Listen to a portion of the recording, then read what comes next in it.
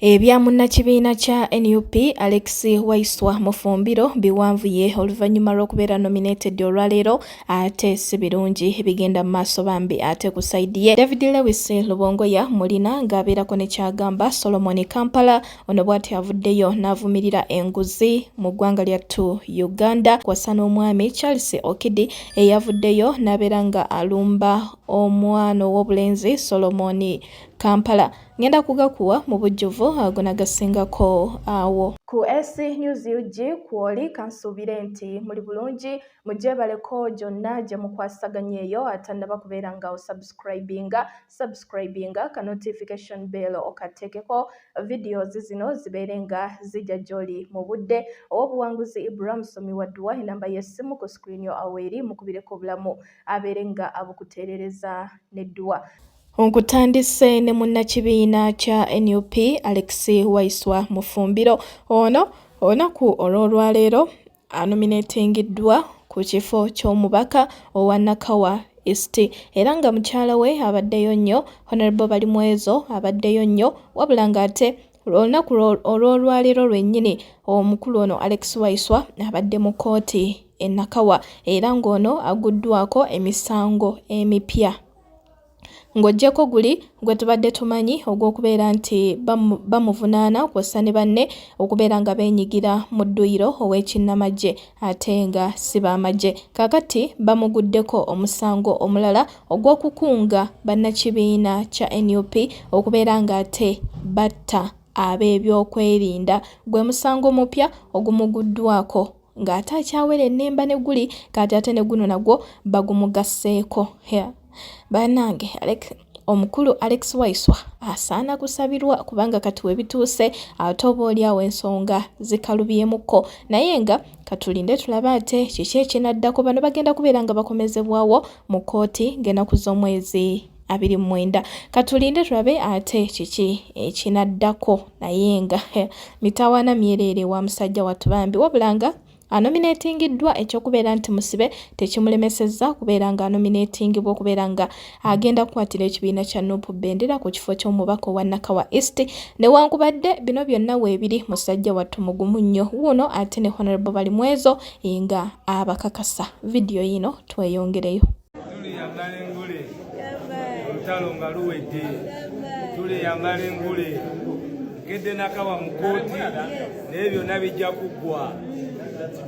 Waiswa agenda kuwangula akalulu k'obwa memba wa parliament okunzirira mu kifo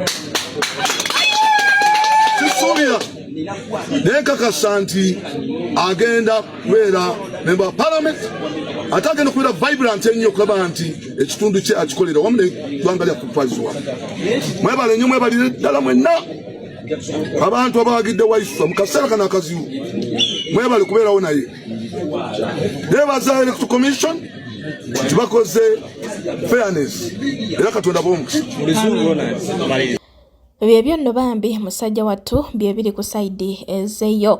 David Lewis Lubongoya naye olunaku olwaleero anominatingiddwa era nga bino bye bimu ku bigambo bye. Ono jjukira yakwatidde ekibiina kya NUP bendera ku kifo ky'omubaka Kampala Central. Video yino ate tweyongereyo. Twagala baka bwa parliament kubanga twagala tubeere ne president Kyagulanyi ng'ali entebe mu ntebe tusobole okumuwagira okumuyambako ku running government ennungi. So obaka bwa parliament si enkomo si kisembayo si ekyenkomeredde kyetulwanirira. Twagala government ya Uganda ekyuke. President Kyagulanyi Sentamu Robert abeere president wa Uganda omutuufu tusobole okukyusa eggwanga lyaffe kubanga eggwanga lyaffe lyonna bwe likyuka Kampala Central ejja kukyuka. Walaba candidate yena aina umbrella tikinga oyo candidate ye mutuufu. Tetulina independent leaning candidates, tetulina NUP leaning candidates.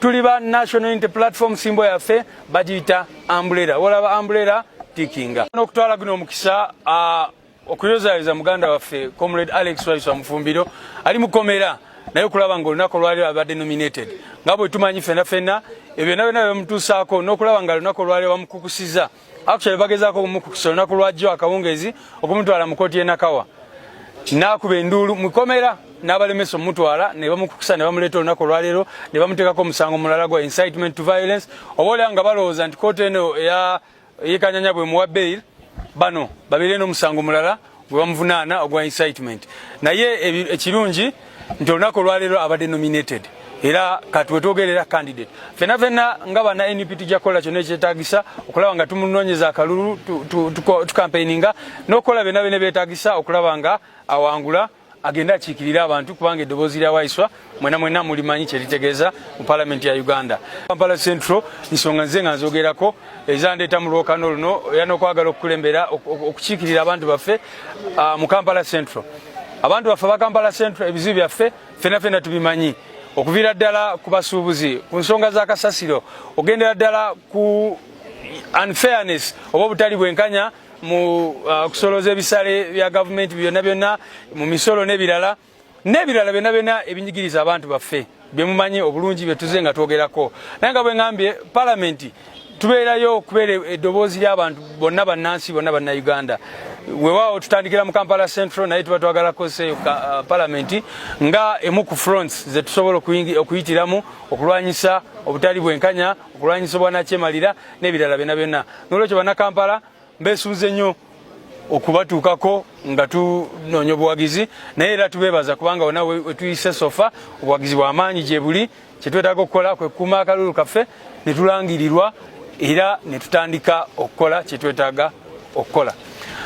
Tuli wamu ne Biva Organic abakugu mu kujjanjaba endwadde ez'enjawulo. Enamba y'essimu ku screen yo aweeri bakubireko obagenda ku Biva House e Mengo abasawo abakugu gye bali eyo bajja kubeera nga bakujjanjabira ddala bulungi nnyo. Dr. Senjobe Richard akulinza abeere nga akujjanjaba. Kaakati omukulu omwami amanyiddwa nga Anthony Wasukira ono naye bw'atyo olwaleero anominatingiddwa ku kifo ky'omubaka wa Mbale Industrial City Division era ngono ajidde ku independent ye musajja gwolaba awo mu bifaananyi katumwagaliza ekisinga munange. Kakati neeruyi wano bo aba NRM tebabayisiza bulungi wano akatambika kano mukwano gwange ate tubeere nga tugenda mu maaso.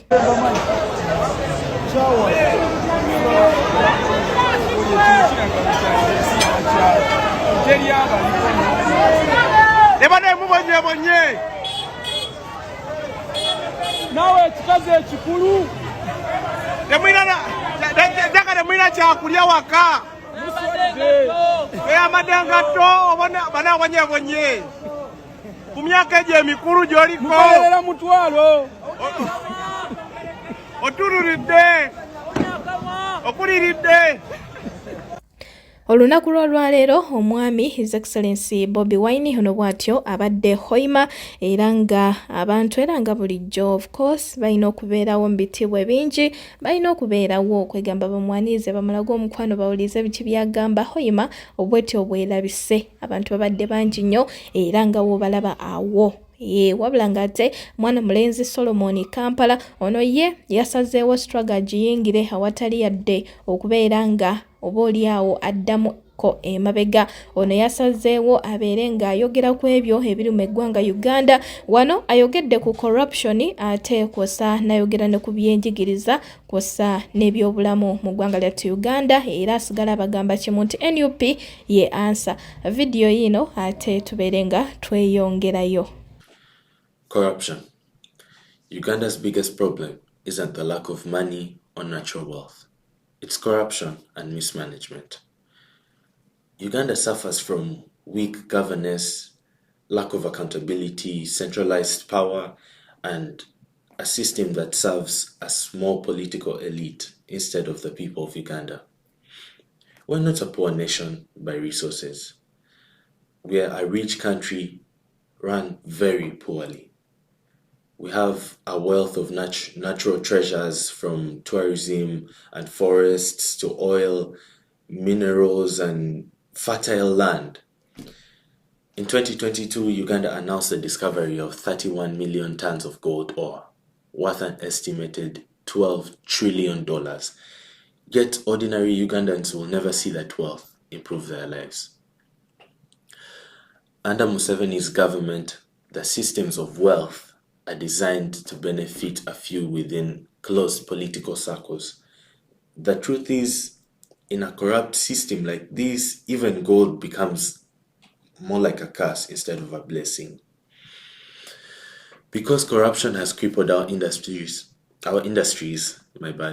Uganda lacks the refineries and industrial capacity to process its own gold, forcing the country into unequal deals with foreign powers that then come and exploit our resources. If Uganda were well governed and transparent, that gold would build schools, would build hospitals and factories. But today, corruption ensures that it builds mansions, buys more cars for convoys, and foreign bank accounts for the powerful few.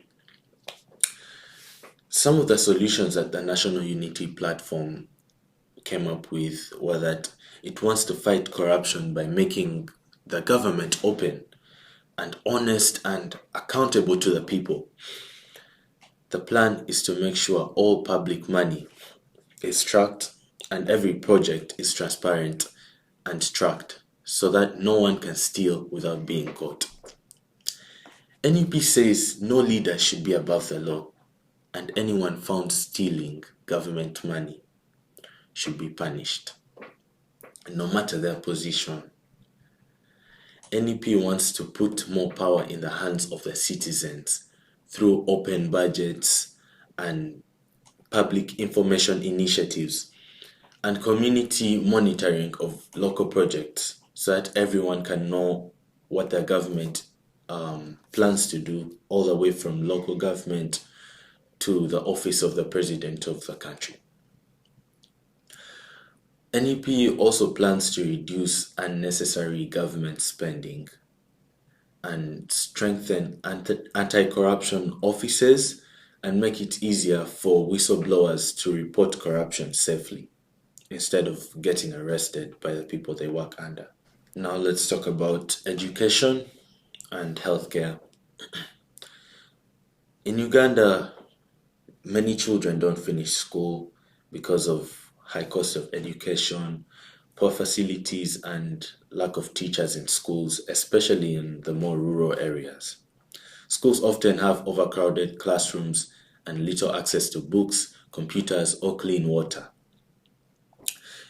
In the healthcare sector, many hospitals and clinics do not have enough medicine, equipment, or doctors, causing people to travel very long distances or die from very treatable diseases.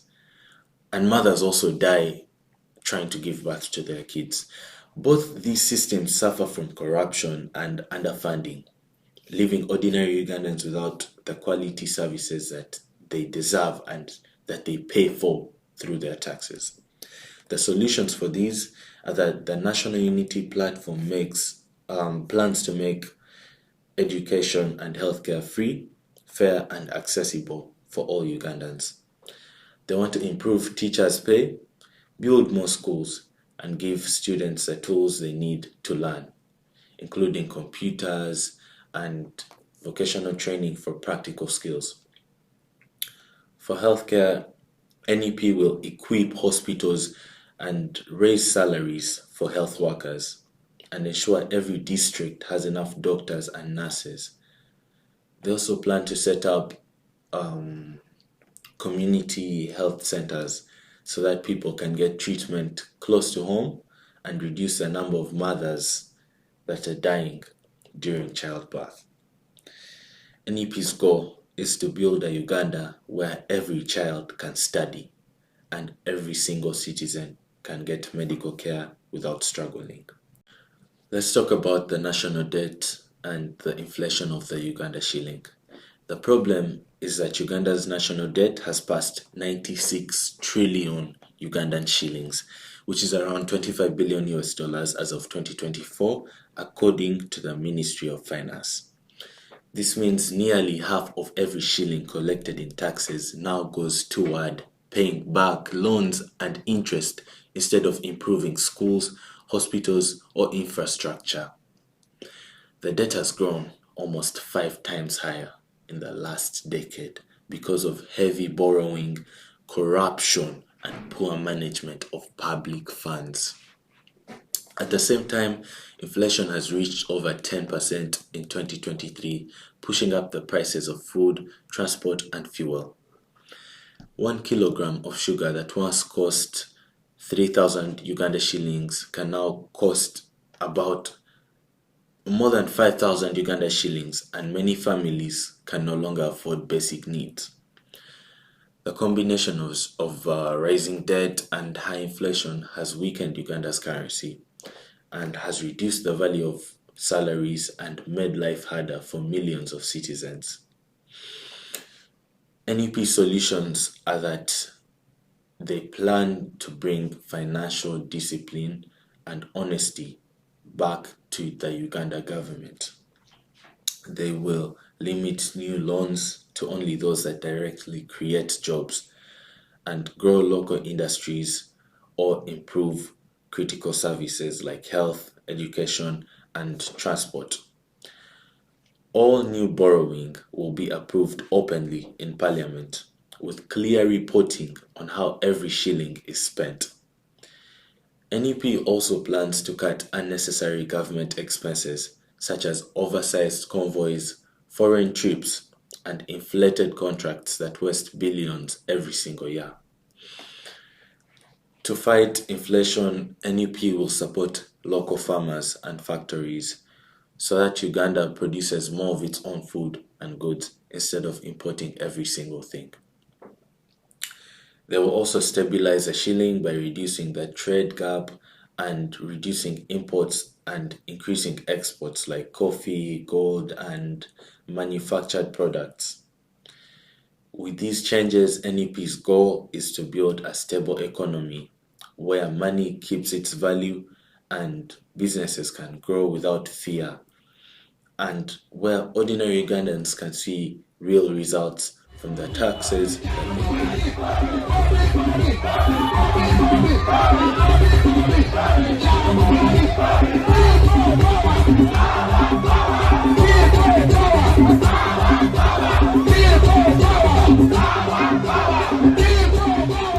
Obwenkujjayo eyo ewa Solomon Kampala kankuzeeko side ezeeno Charles Okidi kankuzeeko side ezeeno omwami Charles Okidi ono bw'atyo yavuddeyo n'abeeranga akunga abantu n'abategeeza nti tebageza ne balonda ekibiina ekya NUP, tebageza ne balonda omuntu yenna ava mu kibiina kya NUP kubanga NUP ewagira ebisiyaga ate era mu ngeri yemu NUP mutabani wa His Excellency Bobi Wine Solomon Kampala ali eyo mu America ali mu kweyagala. Ono bino yabyogedde nga bw'alaga ne bagamba ekifaananyi kya Solomon Kampala nti kale nno tebageza ne babeera nga tebakola ki nga bawagira ekibiina kya NUP. Akatambyako ne His Excellency Bobi Wine yakapostinzeeko ku page ye n'abeera nga yeewuunya omusajja omukulu bw'atyo okubeera nga ayogera ebigambo bwe bityo. Kakati Fred Lumbuye ate naye bw'atyo avuddeyo n'abeera nga oboolyawo abirako gwaleeta okuvunula ebimu ku bigambo omwami ono Charles byayogedde kwassa n'okubeerako ne kyagamba ye ng'omuntu ku bigambo bya musajja mukulu ono. Akatambi kaakano Lumbuye kaakwongereyo. Alright. Bwe mmala okutereezaawo nina kye njagala okusooka okuyisaawo wano before nga sinagenda ku kintu ekirala kyonna. Nabagamba recently te Museveni adeployinze ba generals okutambula nga campaign nga bali campaign za president yagaseeko ba prison wardens okutambula eggwanga lyonna. Kati waliwo general omu ali mu flying kuli mu department yevuga ennyonyi eyavuddeyo n'ayogera ebigambo bino. Yagambye bw'ati general yagambye bw'ati naye nga yabadde akola blackmail nga mukolako president. Kati ngenda kuzannya ebigambo bye then mmale kubere strike machine atuvuna ebigambo musajja byayogedde tulyoka tusimbula video bw'ati bwe yayogedde.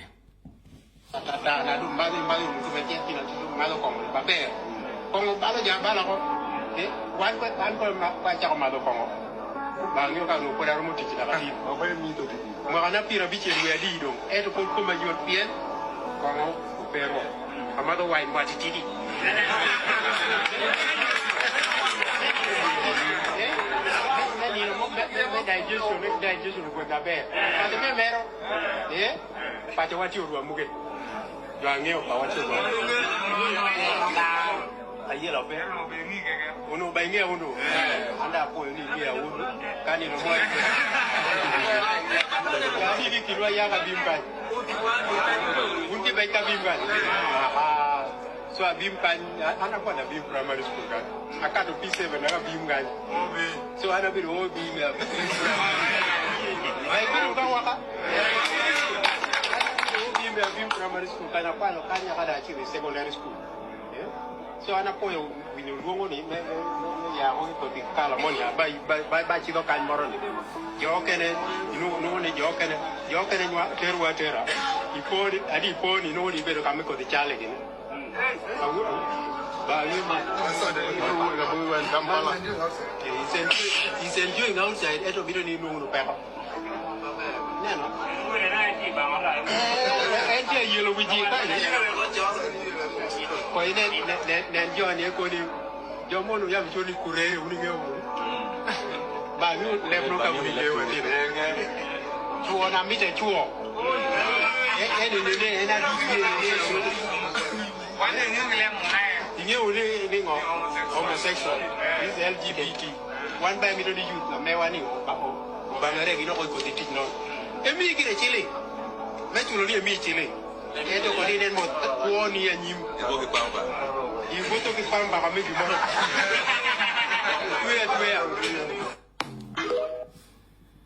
kati kapita wano strike machine kuba ffe tukola information nga tukwera ko reference comrade strike machine ajja tunyonyola omusajja no byadde ayogera bwe tumala strike machine then tugende ku kinyusi kya video eyatulese. Alright, kante kuwano then comrade strike machine ajja tunyonyole.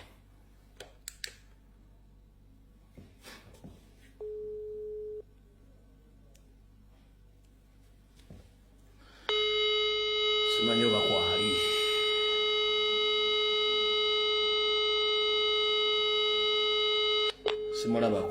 simulabako ndoza taina. Yes, comrade. Yes, comrade. Good evening, brother. Good evening, how are you? I'm okay. Yeah, as I promised you today in the evening that I'll call you shortly to translate all the propaganda or blackmail.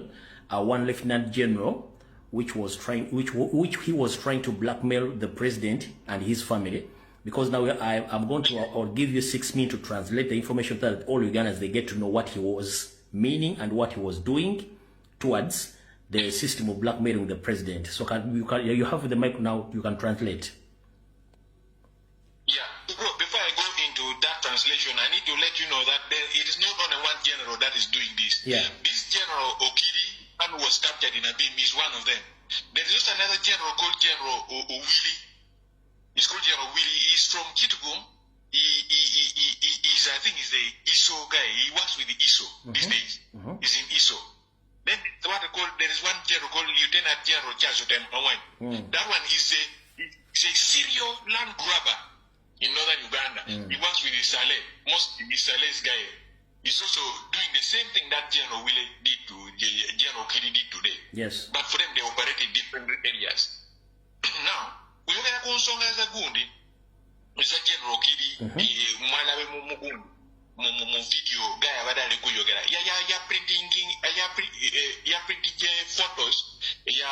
The first photo was the photo of Solomon Kampala, with his girlfriend. Yes. Abana likulaga abakunda abana abavubuka owabimu nti Bobi Wine omwana wa Bobi Wine alikunywa amazi enyogoga wawero muli wano muli kusafaringa muli wano you have been here mubade musafaringa for all these years, government has been here for you. But takati inamu inze nyagala kubuza ochukira 2 years ago Bobi Wine abakara mojogo bali kufa kusonga mmere tebade teliwo oshekera anga Bobi Wine yaguze mmere ne nupu basindikire trucks of mmere mu bijanjalo bawunga mukara moja chicho is that not Bobi Wine? Yes. No, is it not Bobi Wine? Is it Bobi Wine that has kept this youth in Abim who are at home right now because the teachers are on strike? Is it Bobi Wine that has kept them home? No. Who has not made them go to school? It is the LR regime that bakali de wo somero abana de mu somero amasomesa abuli mu strike ena akende bayaga kuba sende en regime ya Museveni mama tamali adimu muralis ne Museveni mu northern Uganda isa yona yenyine ali ne Museveni musazi mbali mu warwa is it boy when that kept the children of these people at home? No. The second photo that General Kidi ayalagi dabana muabimu lero mwala mu video kako fano nyera alina photo binyi nyo but nyaka kuyore kusonga za bifanani boy yalagi de ababimu abana ababimu bavuvuka ababimu yalagi kide waliwo abasajja izisimanyi even I've never seen those people with the Bobi Wine, by the way, abasiaga. Those boys who get married in I think there's a guy who was makes noise in oh, why are you gay? You remember that guy of Kagwanja? Yeah, Kagwanja, yeah. On Zima, yes, on Zima. Why are you gay? He took the photo of Zima with some other guy. But these people were by Abasajan or Mosajan or Mosajan. Aliko Maringa, Mabayagara, Bundi, Blue Wine, Ali Ajed were homosexuals.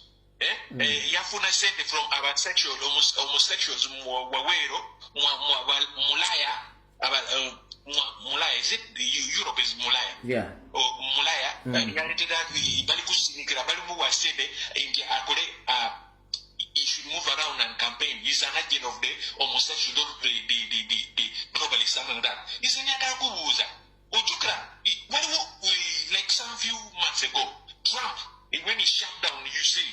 You remember Trump even released a document that they gave $2.9 million to government. I mean $4.9 million to government of Uganda. That is the Biden regime for homosexual related issues. Yeah. You remember even Bobi had to suffer. You remember the reason why they sanctioned Bobi from going to UK for some long time. It was because of some of the statements that they made in trying to preserve the culture of the Africans, of Ugandans and all those stuff. So in short. So in short, he was blackmailing president about that his family is in abroad and is agent of homosexual in Uganda. That's what he was trying to spread across the northern part of the country. Very well. Okay, thanks.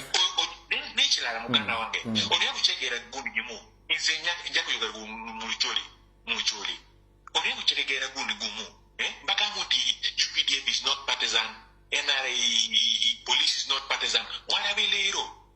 Gamete monero tiga binte der kenjang minyori danimo o kono potin ge makaman o kono buwen tikaman o kono ge makaman monero ba monyo mi ko bera mi security ko bera gwa hodano ko beta mi ko nyi dano iyo mako pat my lord malu ikuch ibe beri logo geno daga tia working ping wana necha I general body iya ruwa iya nebiga jatiga mielu lingala ko pegena mongi we are bam makina wani mo kono ki boni ku yera biya ya Museveni mwana pia na ngwa no be ko mwana pia ngwa ni time ni mwana pia ngwa ndo u gemo ti mo butini ye ti ma pa ngo mo ti ni mwana pia ngwa ne mutam ni kada ka mi mwana bi mo kene di yero manyi ru ka kere ma Museveni ru ka kere ma pa ngo ma dui eno ti mo kare ne o kwale jena wen te wa mo lam gu ngala we tama bali ko la karaka mo tama ku Museveni alikuja mumunwaya mwamuro now kile timu karaka iguri madaro tawaye makonye pere because guri tiu golo so kakere mo munyita ngwe marka tamu do no accident kitoro ngorote ngwe mate ngwe bara kempinga like gira dano chan moke utawa maduata eni tielo ni mo bowa no kirugirene. So you really need to wake up. This propaganda that these UPDF officers, all these police officers and these issues are coming out with, we're going to neutralize it. In fact, what we are going to do, we are planning even to print the post some flyers of the Karamojons when they were suffering, and who came to that aid. Instead among stolen Mabati which were meant for Karamojons that time when they were in danger. Atalu kutambulire bajjajjaffe bwagera ngitwali tutyo naffe lwata ntwesula mu ddene okugenda ew'omusajja ayogerwako ow'omukozi w'ebyamagero ow'obuwanguzi bula musajja wa Katonda ono twatuukayo ne kituggwako olw'ebintu ebyewuunyisa byonna bye twasanga ng'agamba nti gwe buli alina ensonga yonna ekutawaanya mu maka oyagala kuzza mu kyalo oyagala kuzza mwami emirimu gyesibye ennyumba zeemeredde ku misingi n'atugamba naawe ayagala okugenda ebweru naawe ayagala okukumyawo omwagalwawo. Akugamba nti ekintu kimu olumala okukolerako wano ewaka nga bw'olaba akutwala ate n'akutwala ku luzzi lugambibwa oluliko ekikondo kyosibako ebizibu byo okugeza emirimu gyesibye oyagenda bweru oyagala passport bakubba oyagala kukomyawo bya bubbi akugamba nti musajja Katonda wamala okunazaako ku luzzoolo n'okomawo wamaggwe buli kimu kibataratibu gwabadde anoonya emirimu ogifunirawo abadde anoonya omwagalawo omufuna eyakubulako akomawo akomezaawo ebyakubbibwako ayagala okugenda ebweru alemedde ebweru ng'oyagala kukomawo n'ayagala okukuza ku mulimu onoonya mulimu buli woogenda tofuna musajja wa Katonda 07 mukaganya 63 77 34